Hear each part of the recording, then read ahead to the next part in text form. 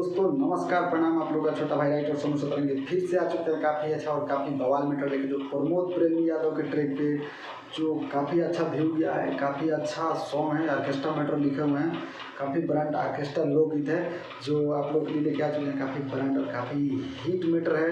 जो हमारे राइटर सोनू सतरंगी चैनल को अभी तक नए हैं तो सब्सक्राइब करिए, लाइक करिए और कमेंट करिए। इस चैनल को दबा के सपोर्ट करिए क्योंकि नया चैनल है, क्योंकि पुराना चैनल पे काम करते थे, थोड़ा कुछ तकनीकी खराबी हो गया है। तो इस चैनल को दबा के सब्सक्राइब करिए और लाइक कर दीजिए और कमेंट करके जरूर बताइए सॉन्ग कैसा है। जो प्रमोद भैया का कौन सा ट्रैक है आप लोगों को बता दें, कौन सा ट्रैक पे लिखे हुए हैं और काफ़ी अच्छा से रिकॉर्डिंग करवाइएगा, इसको काफ़ी अच्छा से रिकॉर्डिंग करवाइएगा। काफ़ी अच्छा सॉन्ग लिखे हुए हैं, ठीक है। तो आप लोगों को बता देंगे कि कौन सा गाना है दैया रे दैया मर गईनी पिया के फेरा में पड़ गईनी। गाना है प्रमोद भैया के ट्रैक, जो प्रमोद प्रेमी यादव है अपना सुपरस्टार, उन्हीं का ट्रैक है। जो हम लिखे हुए गाना वो मेरा मुखड़ा है, मेरा मुखड़ा है जो लिखे हुए हैं। ओही में धके हुर देले बा राती के पलंग तुर देले बा। इसी टाइप का मेरा मुखड़ा है। आप लोग को जरूर पसंद है, काफ़ी अच्छा और काफ़ी अच्छा से रिकॉर्डिंग करवाइए और सॉन्ग एकदम ब्रांड बनाइए। फुल एंड फ्री सॉन्ग दिए हुए हैं इस चैनल में। तो चलिए आप लोग को मुखड़ा क्यों लेके चलते हैं, फुल मुखड़ा, फुल वीडियो को वॉच करिए। फुल मुखड़ा क्यों लेके चलते हैं, फुल मुखड़ा सुनाते हैं कैसा लिखे हुए हैं, तो गर्दा उड़ा दीजिए और हमारे चैनल पे बने रहिए। ऐसे ही धकाधक वीडियो आते रहेगा रेगुलर डेली, और इस चैनल को दबा के सब्सक्राइब करिए, सपोर्ट एकदम फुल करिए। तो चलिए आइए मुखड़ा को लेके चलते हैं। मुखड़ा स्क्रीन पे है, कैसा है। हमसे पर्सनल सॉन्ग लिखवाना चाहते हैं तो आप लोग हमारे नंबर पर कांटेक्ट कर सकते हैं। डिस्क्रिप्शन में नंबर मिल जाएगा, आप उस पर कांटेक्ट कर सकते हैं। आपको कम से कम खर्च में आपको सॉन्ग दिया जाएगा। तो चलिए मुखड़ा को लेके चलते हैं। मुखड़ा है ए सखी रहे सुहाग रात जहिया रे मोर जवानी के मोह दिल मोहिया रे।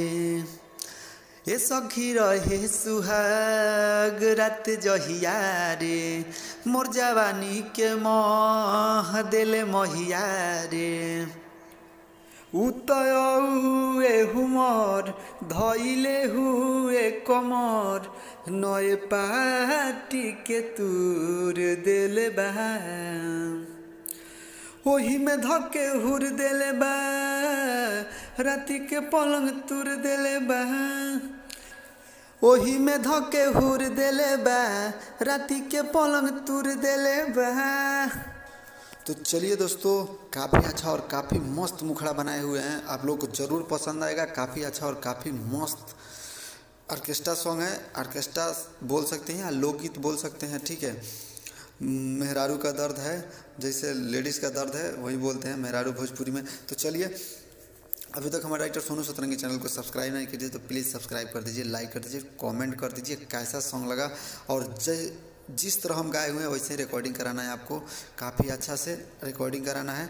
तो चलिए आगे आपको लेके चलते हैं अंतरा की ओर। फर्स्ट अंतरा कैसा लिखे हुए हैं, फर्स्ट अंतरा है अरे करे दर्द करी हैया रे सखी बाड़े मरद हर जइया रे। अरे करे दर्द करी हैया रे सखी बाड़े मरद हर जइया रे। दर्दी हले हमारा चीज में मोर जवानी के रखले फ्रीज में। दर्द उठे पोड़े पोड़ पूरा दिल से झक झोर जाने कहाँ से लूर ले ले बा। ओही में धके हुर देले बा राती के पलंग तुर देले बा। ओही में धके हुर देले बा राती के पलंग तुर देले बा। इसको हाई स्केल में लेना है, ठीक है। आप लोगों का फर्स्ट अंतरा हो गया।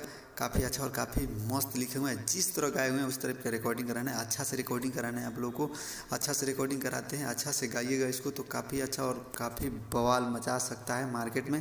तो चलिए आप लोगों को लास्ट अंतरा की ओर लेके चलते हैं। लास्ट अंतरा सुनते हैं। लास्ट अंतरा है हम मौली लेके तनो दवैया रे बड़े सोनू सतरंगी निरदैया रे हम मौली लेके तनो दवैया रे बड़े सोनू सतरंगी निरदैया रे किशन अरविंद सबई सिखैले बा बड़ा तंग सखी हमारा के कोइले बा चोट देले घन घोर जात नई खे हो छोड़ पूरा देहिया के चूर देले बा ओही में धके हुर देले बा राती के पलंग तुर देले बा ओही में धके हुर देले बा राती के पलंग तुर देले बा।